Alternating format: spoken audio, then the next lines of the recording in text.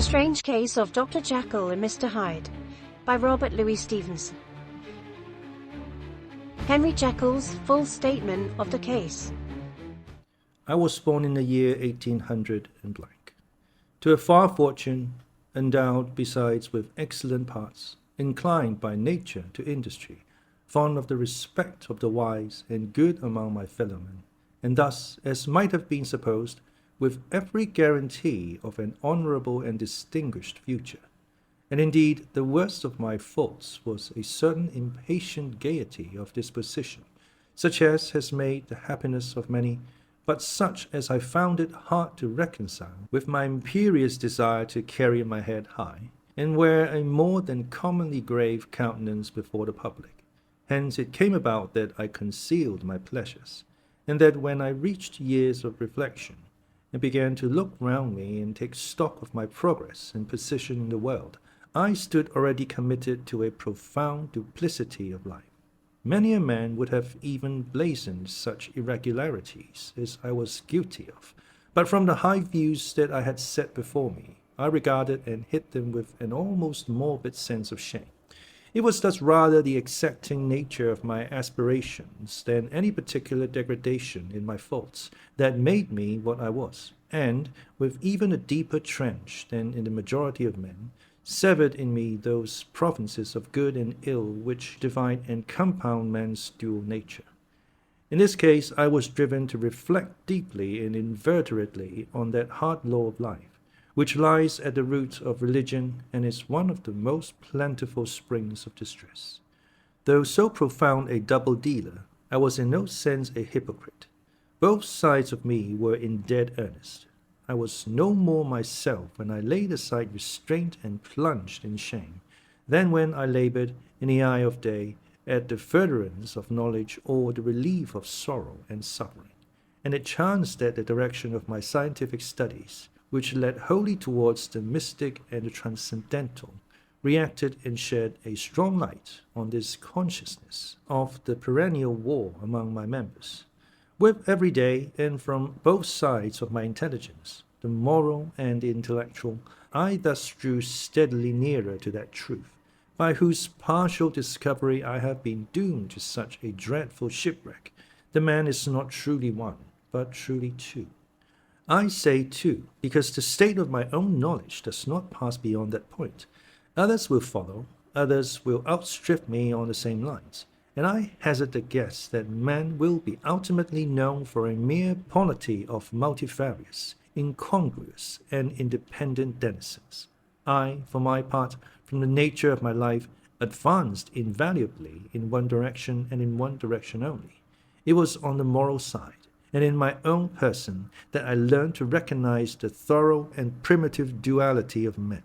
I saw that, of the two natures that contended in the field of my consciousness, even if I could rightly be said to be either, it was only because I was radically both, and from an early date, even before the course of my scientific discoveries had begun to suggest the most naked possibility of such a miracle, I had learned to dwell with pleasure, as a beloved daydream, on the thought of the separation of these elements. If each, I told myself, could be housed in separate identities, life would be relieved of all that was unbearable. The unjust might go his way, delivered from the aspirations and remorse of his more upright twin, and the just could walk steadfastly and securely on his upward path, doing the good things in which he found his pleasure, and no longer exposed to disgrace and penitence by the hands of this extraneous evil. It was the curse of mankind that these incongruous faggots were thus bound together, that in the agonized womb of consciousness, these polar twins should be continuously struggling. How, then, were they dissociated? I was so far in my reflections when, as I have said, a side light began to shine upon the subject from the laboratory table. I began to perceive more deeply than it has ever yet been stated the trembling immateriality, the mist-like transience of this seemingly so solid body in which we walk attired. Certain agents I found to have the power to shake and pluck back that fleshly vestment, even as a wind might toss the curtains of a pavilion, For two good reasons. I will not enter deeply into this scientific branch of my confession. First, because I have been made to learn that the doom and burthen of our life is bound forever on man's shoulders, and when the attempt is made to cast it off, it but returns upon us with more unfamiliar and more awful pressure. Second, because, as my narrative will make, alas, too evident, my discoveries were incomplete. Enough, then, that I not only recognized my natural body from the mere aura and effulgence of certain of the powers that made up my spirit, but managed to compound a drug by which these powers should be dethroned from their supremacy, and a second form and countenance substituted, none the less natural to me because they were the expression, and bore the stamp of lower elements in my soul. I hesitated long before I put this theory to the test of practice. I knew well that I risked death, for any drug that so potently controlled and shook the very fortress of identity might, by the least scruple of an overdose or at the least importunity in the moment of exhibition, utterly blot out that immaterial tabernacle which I looked to it to change. But the temptation of a discovery so singular and profound at last overcame the suggestions of alarm. I had long since prepared my tincture. I purchased it at once, from a firm of wholesale chemists, a large quantity of a particular salt which I knew, from my experiments, to be the last ingredient required. And late one accursed night, I compounded the elements, watched them boil and smoke together in the glass, and when the ebullition had subsided, with a strong glow of courage, drank off the potion. The most racking pang succeeded, a grinding in the bones, deadly nausea, and a horror of the spirit that cannot be exceeded at the hour of birth or death. Then these agonies began swiftly to subside, and I became to myself as if out of a great sickness. There was something strange in my sensations, something indescribably new, and, from its very novelty, incredibly sweet. I felt younger, lighter, happier in body. Within I was conscious of a heady recklessness, a current of disordered sensual images running like a mill race in my fancy, a solution of the bonds of obligation, an unknown but not an innocent freedom of the soul. I knew myself, at the first breath of this new life, to be more wicked, tenfold more wicked, sold a slave to my original evil, and the thought, in that moment, braced and delighted me like wine. I stretched out my hands, exulting in the freshness of these sensations, and in the act I was suddenly aware that I had lost in stature. There was no mirror at that date in my room. That which stands beside me as I write was brought there later on, and for the very purpose of these transformations. The night, however, was far gone into the morning. The morning, black as it was nearly ripe for the conception of the day. The inmates of my house were locked in the most rigorous hours of slumber, and I determined, flushed as I was with hope and triumph, to venture in my new shape as far as to my bedroom. I crossed the yard wherein the constellations looked down upon me. I could have thought, with wonder, the first creature of that sort that their unsleeping vigilance had yet disclosed to them. I stole through the corridors, a stranger in my own house, and coming to my room, I saw for the first time the appearance of Edward Hyde. I must here speak by theory alone, saying not that which I know, but that which I suppose to be most probable. The evil side of my nature, to which I had now transferred the stamping efficacy, was less robust and less developed than the good which I had just deposed. Again, in the course of my life, which had been, after all, 9/10 a life of effort, virtue, and control, it had been much less exercised and much less exhausted.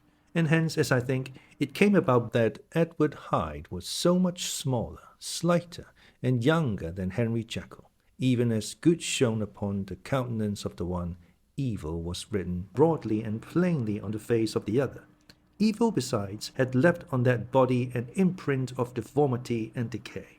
And yet when I looked upon the ugly idol in the glass, I was conscious of no repugnance, rather of a leap of welcome. This, too, was myself. It seemed natural and human. In my eyes it bore a livelier image of the spirit. It seemed more express and single than the imperfect and divided countenance I had been hitherto accustomed to call mine. And in so far I was doubtless right.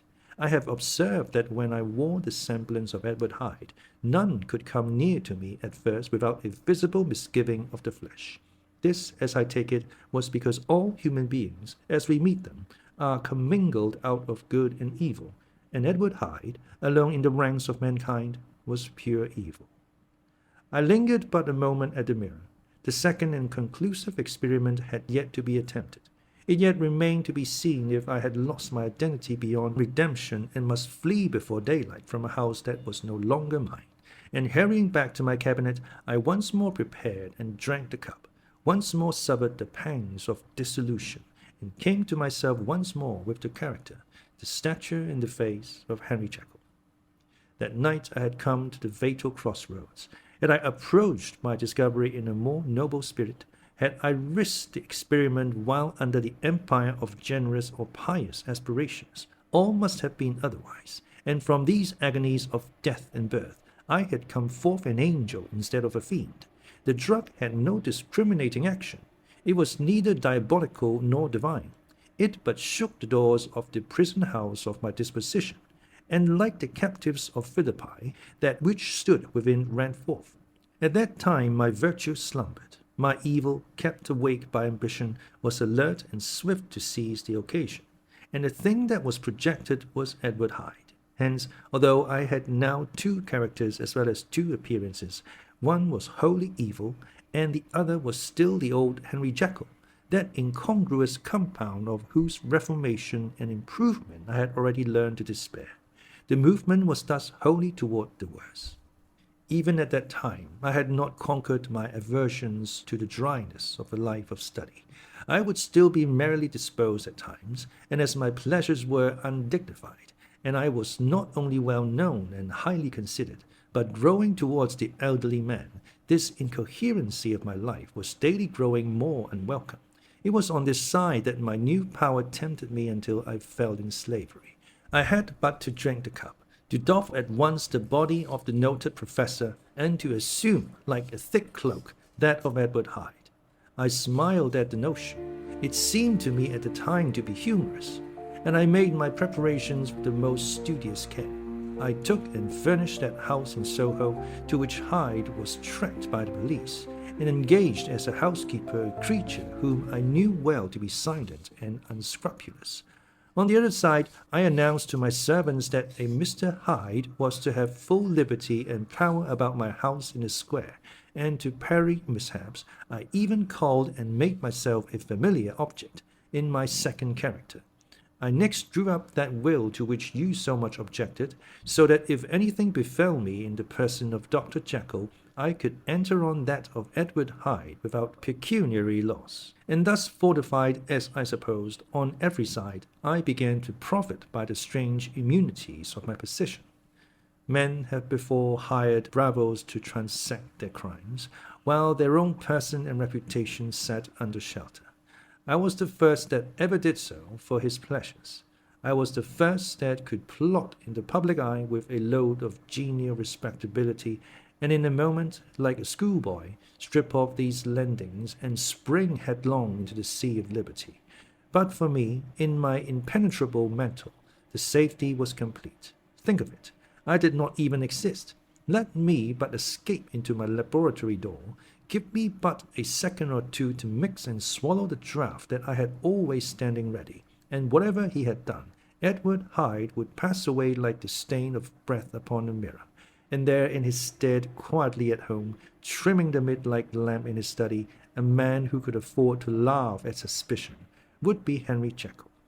The pleasures which I had haste to seek in my disguise were, as I have said, undignified. I would scarce use a harder term, but in the hands of Edward Hyde they soon began to turn toward the monstrous. When I would come back from these excursions, I was often plunged into a kind of wonder at my vicarious depravity. This familiar that I called out of my own soul, and sent forth alone to do his good pleasure, was a being inherently malign and villainous. His every act and thought centered on self, drinking with pleasure with bestial avidity from any degree of torture to another, relentless like a man of stone. Henry Jekyll stood at times aghast before the acts of Edward Hyde, but the situation was apart from ordinary laws and insidiously relaxed the grasp of conscience. It was Hyde, after all, and Hyde alone, that was guilty.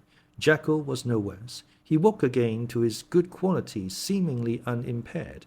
He would even make haste, where it was possible, to undo the evil done by Hyde, and thus his conscience slumbered.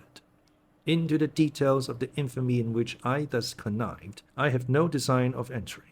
I mean but to point out the warnings and the successive steps with which my chastisement approached. I met with one accident which, as it brought on no consequence, I shall no more than mention. An act of cruelty to a child aroused against me the anger of a passer-by, whom I recognized the other day in the person of your kinsman. The doctor and the child's family joined him. There were moments when I feared for my life, and at last, in order to pacify their too just resentment, Edward Hyde had to bring them to the door and pay them in a cheque drawn in the name of Henry Jekyll. But this danger was easily eliminated from the future by opening an account at another bank in the name of Edward Hyde himself, and when, by sloping my own hand backward, I had supplied my double with a signature, I thought I sat beyond the reach of fate. Some 2 months before the murder of Sir Danvers, I had been out for one of my adventures, had returned at a late hour, and woke the next day in bed with somewhat odd sensations. It was in vain I looked about me. In vain I saw the decent furniture and tall proportions of my room in the square. In vain that I recognized the pattern of the bed curtains and the design of the mahogany frame. Something still kept insisting that I was not where I was, that I had not wakened where I seemed to be, but in the little room in Soho where I was accustomed to sleep in the body of Edward Hyde. I smiled to myself, and in my psychological way began lazily to inquire into the elements of this illusion. Occasionally, even as I did so, dropping back into a comfortable morning doze. I was still so engaged when, in one of my more wakeful moments, my eyes fell upon my hand. Now the hand of Henry Jekyll was professional in shape and size. It was large, firm, white, and comely. But the hand which I now saw clearly enough in the yellow light of a mid-London morning, lying half shut on the bedclothes, was lean, corded, knuckly, of a dusky pallor, and thickly shaded with a swart growth of hair. It was the hand of Edward Hyde. I must have stared upon it for near half a minute, sunk as I was in the mere stupidity of wonder, before terror woke up in my breast as sudden and startling as the crash of cymbals, and bounding from my bed I rushed to the mirror. At the sight that met my eyes, my blood was changed into something exquisitely thin and icy. Yes, I had gone to bed Henry Jekyll. I had awakened Edward Hyde. How was this to be explained? I asked myself, and then, with another bound of terror, how was it to be remedied? It was well on in the morning. The servants were up. All my drugs were in the cabinet.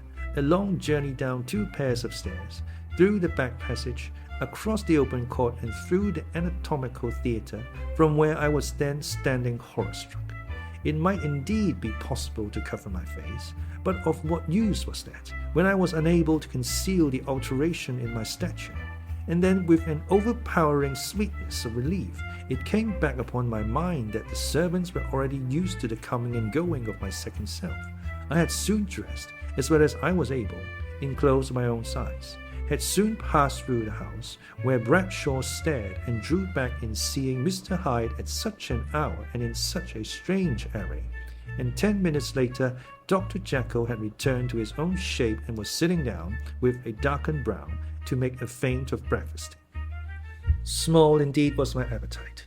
This inexplicable instant, this reversal of my previous experience, seemed, like the Babylonian figure on the wall, to be spelling out the letters of my judgment, and I began to reflect more seriously than ever before on the issues and possibilities of my double existence.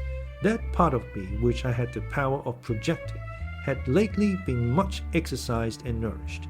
It had seemed to me of late as though the body of Edward Hyde had grown in stature, as though I were conscious of a more generous tide of blood, and I began to spy a danger that, if this were much prolonged, the balance of my nature might be permanently overthrown, the power of voluntary change be forfeited, and the character of Edward Hyde become irrevocably mine.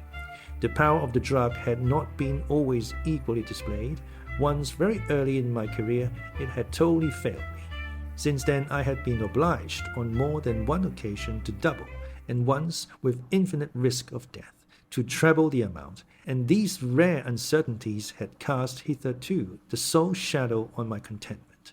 Now, however, and in the light of that morning's accident, I was led to remark that whereas, in the beginning, the difficulty had been to throw off the body of Jekyll, it had of late gradually but decidedly transferred itself to the other side.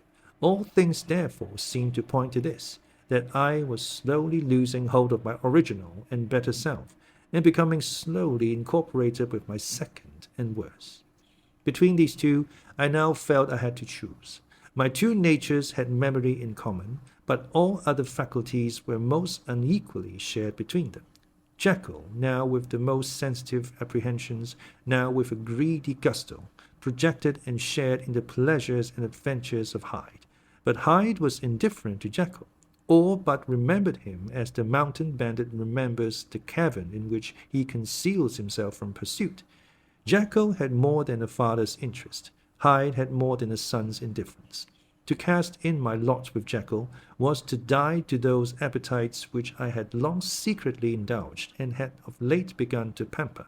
To cast it in with Hyde was to die to 1,000 interests and aspirations, and to become, at a blow and forever, despised and friendless. The bargain might appear unequal, but there was still another consideration in the scales. For while Jekyll would suffer smartingly in the fires of abstinence, Hyde would be not even conscious of all that he had lost. Strange as my circumstances were, the terms of this debate are as old and commonplace as men. Much the same inducements and alarms cast the die for any tempted or trembling sinner, and it fell out with me, and it falls with so vast a majority of my fellows, that I chose the better part and was found wanting in the strength to keep to it. Yes, I prefer the elderly and discontented doctor, surrounded by friends and cherishing honest hopes, and bade a resolute farewell to the liberty, the comparative youth, the light step, leaping impulses, and secret pleasures that I had enjoyed in the disguise of Hyde. I made this choice perhaps with some unconscious reservation, for I neither gave up the house in Soho, nor destroyed the clothes of Edward Hyde, which still lay ready in my cabinet. For 2 months, however, I was true to my determination. For 2 months I led a life of such severity as I had never before attained to, and enjoyed the compensations of an approving conscience. But time began at last to obliterate the freshness of my alarm. The praises of conscience began to grow into a thing of course. I began to be tortured with throes and longings, as of Hyde struggling after freedom, and at last, in an hour of moral weakness, I once again compounded and swallowed the transforming draught. I do not suppose that when a drunkard reasons with himself upon his vice, he is once out of 500 times affected by the dangers that he runs through his brutish physical insensibility.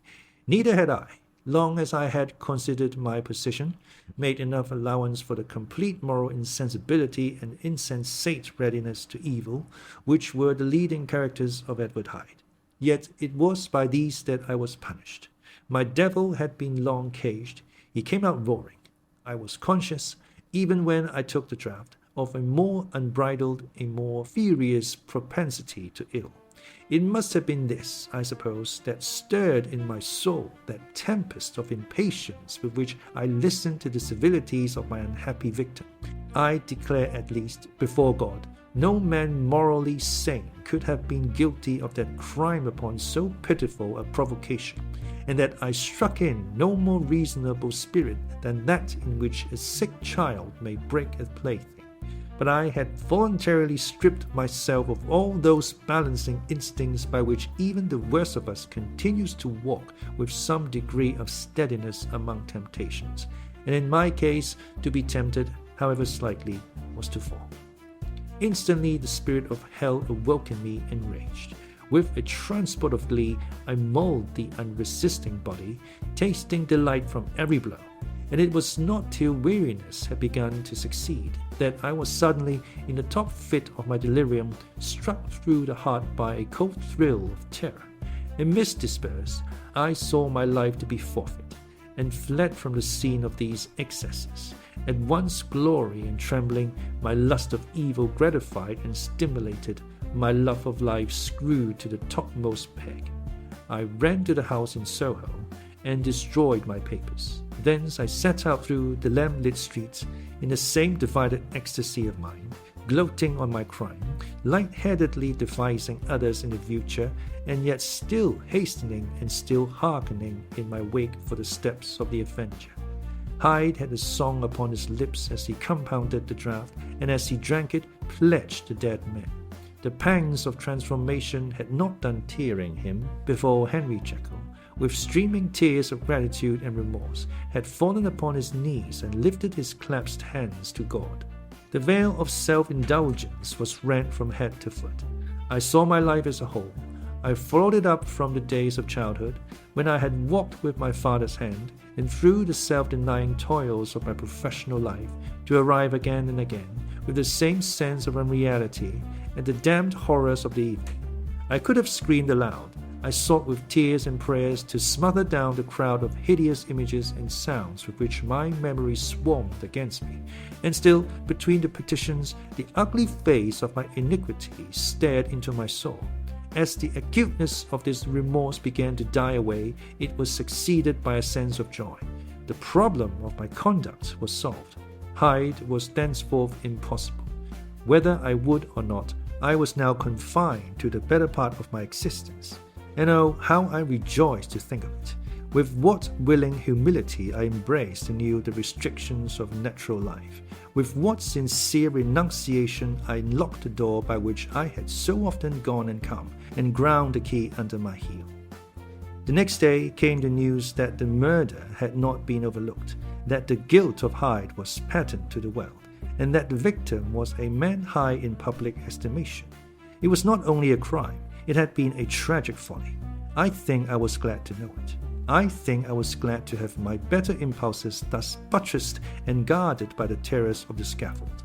Jekyll was now my city of refuge. Let but Hyde peep out an instant, and the hands of all men would be raised to take and slay him.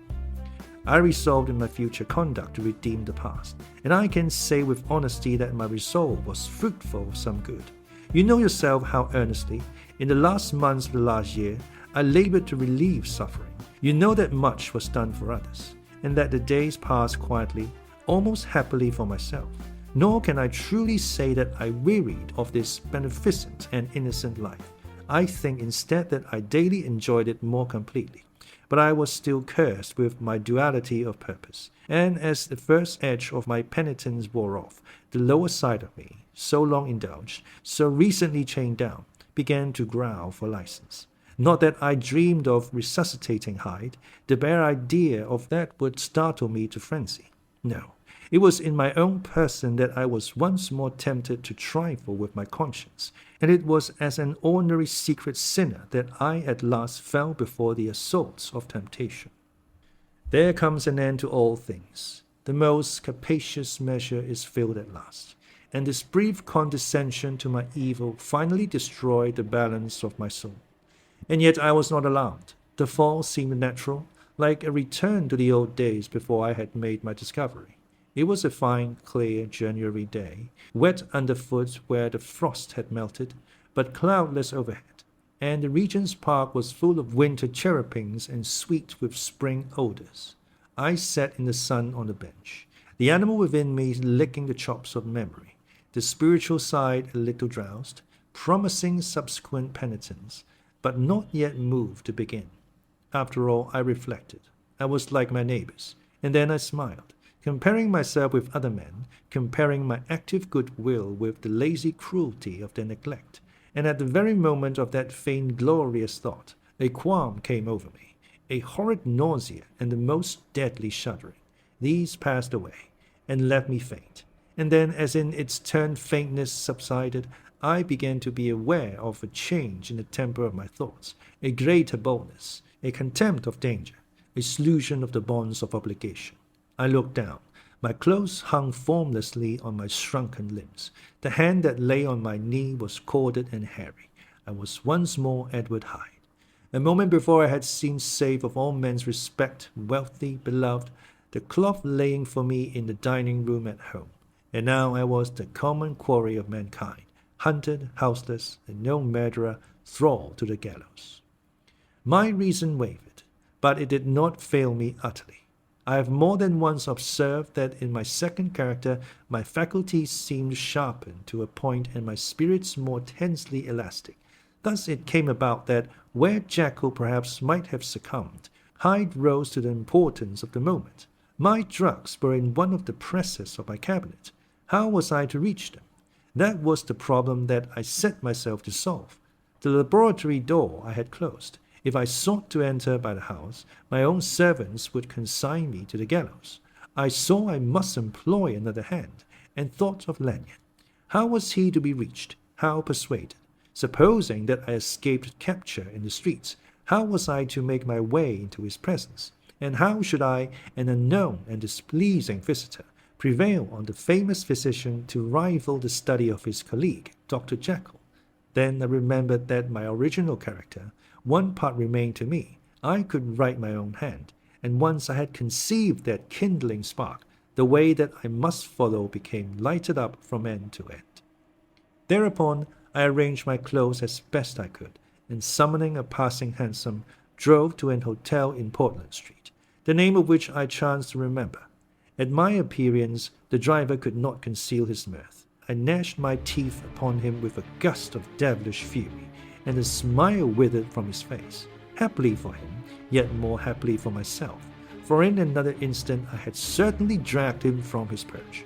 At the inn, as I entered, I looked about me with so black a countenance as made the attendants tremble. Not a look did they exchange in my presence, but obsequiously took my orders, led me to a private room, and brought me wherewithal to write. Hyde, in danger of his life, was a creature new to me, shaken with inordinate anger, strung to the pitch of murder, lusting to inflict pain. Yet the creature was astute, mastered his fury with a great effort of the will, composed his two important letters, one to Lanyon and one to Poole, and that he might receive actual evidence of their being posted, sent them out with directions that they should be registered. Thenceforward he sat all day over the fire in the private room, gnawing his nails. There he dined, sitting alone with his fears, the waiter visibly quailing before his eye. And thence, when the night was fully come, he set forth in a corner of a close cab, and was driven to and fro about the streets of the city. He, I say, I cannot say, I. That child of hell had nothing human. Nothing lived in him but fear and hatred. And when at last, thinking the driver had begun to grow suspicious, he discharged the cab and ventured on foot, attired in his misfitting clothes, an object marked out for observation, into the midst of the nocturnal passages. These two base passions raged within him like a tempest. He walked fast, hunted by his fears, chattering to himself, skulking through the less frequented thoroughfares, counting the minutes that still divided him from midnight. Once a woman spoke to him, offering, I think, a box of lights. He smote her in the face, and she fled.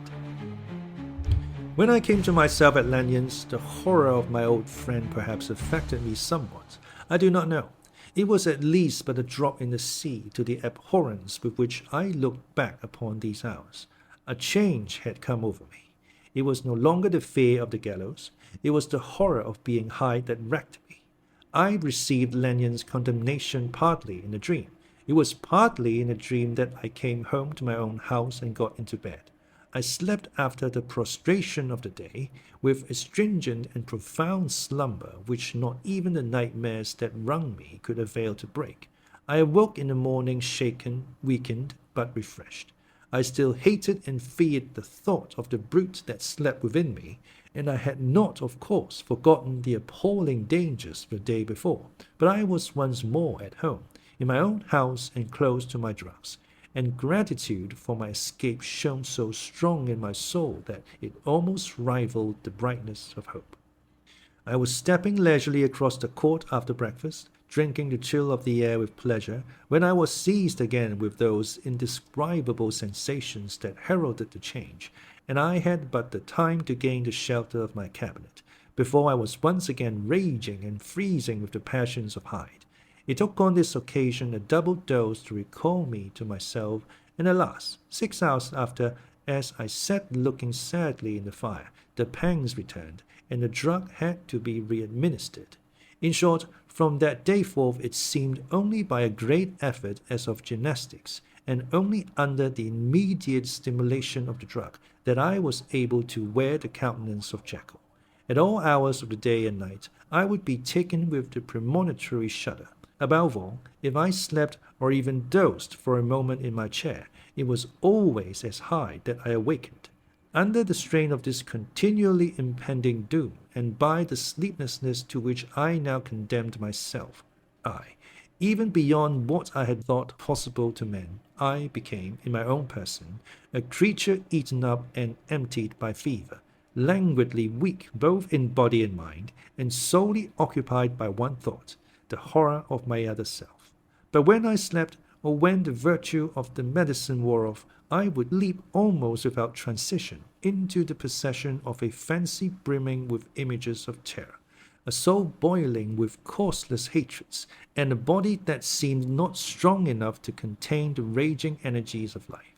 The powers of Hyde seemed to have grown with the sickliness of Jekyll, and certainly the hate that now divided them was equal on each side. With Jekyll, it was a thing of vital instinct. He had now seen the full deformity of that creature that shared with him some of the phenomena of consciousness, and was co-heir with him to death. And beyond these links of community, which in themselves made the most poignant part of his distress, he thought of Hyde, for all his energy of life, as of something not only hellish but inorganic. This was the shocking thing, that the slime of the pit seemed to utter cries and voices, that the amorphous dust gesticulated and sinned, that what was dead and had no shape should usurp the offices of life. And this again, that insurgent horror was knit to him closer than a wife, closer than an eye, lay caged in his flesh, where he heard it mutter and felt it struggle to be born, and at every hour of weakness and in the confidence of slumber prevailed against him and deposed him out of life. The hatred of Hyde for Jekyll was of a different order. His terror of the gallows drove him continually to commit temporary suicide and return to his subordinate station of the part instead of a person. But he loathed the necessity, he loathed the despondency into which Jekyll was now fallen, and he resented the dislike with which he was himself regarded. Hence the ape-like tricks that he would play me, scrawling in my own hand blasphemies on the pages of my books, burning the letters and destroying the portrait of my father, and indeed, had it not been for his fear of death, he would long ago have ruined himself in order to involve me in the ruin. But his love of life is wonderful. I go further. I, who sicken and freeze at the mere thought of him, when I recall the abjection and passion of this attachment, and when I know how he fears my power to cut him off by suicide, I find it in my heart to pity him. It is useless, and the time awfully fails me, to prolong this description. No one has ever suffered such torments. Let that suffice. And yet even to these, habit brought, no, not alleviation, but a certain callousness of soul, a certain acquiescence of despair, and my punishment might have gone on for years, but for the last calamity which has now fallen, and which has finally severed me from my own face and nature, my provision of the salt, which had never been renewed since the date of the first experiment, began to run low. I sent out for a fresh supply and mixed the draught. The ebullition followed, and the first change of colour, not the second. I drank it, and it was without efficiency. You will learn from Poole how I have had London ransacked. It was in vain, and I am now persuaded that my first supply was impure, and that it was that unknown impurity which lent efficacy to the draught. About a week has passed, and I am now finishing this statement under the influence of the last of the old powders. This, then, is the last time, short of a miracle, that Henry Jekyll can think his own thoughts or see his own face in the glass. Nor must I delay too long to bring my writing to an end, for if my narrative has hitherto escaped destruction, it has been by a combination of great prudence and great good luck. Should the throes of change take me in the act of writing it, Hyde will tear it in pieces. But if some time shall have elapsed after I have laid it by, his wonderful selfishness and circumscription to the moment will probably save it once again from the action of his ape-like spite. And indeed the doom that is closing on us both has already changed and crushed him. Half an hour from now, when I shall again and forever re-endue that hated personality, I know how I shall sit shuddering and weeping in my chair, or continue with the most strained and fear-struck ecstasy of listening to pace up and down this room and give ear to every sound of menace. Will Hyde die upon the scaffold, or will he find courage to release himself at the last moment? God knows. I am careless. This is my true hour of death, and what is to follow concerns another than myself. Here then, as I lay down the pen and proceed to seal up my confession, I bring the life of that unhappy Henry Jekyll to an end.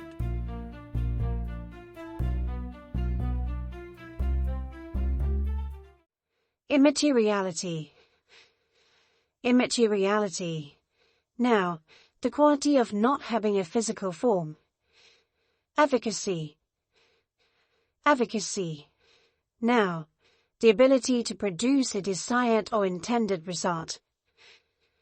Amorphous. Amorphous. Adjective without a clearly defined shape or form. Throes. Throes. Now, in the throes of something. In a difficult situation. Circumscription. Circumscription. Noun, restriction of something within limits.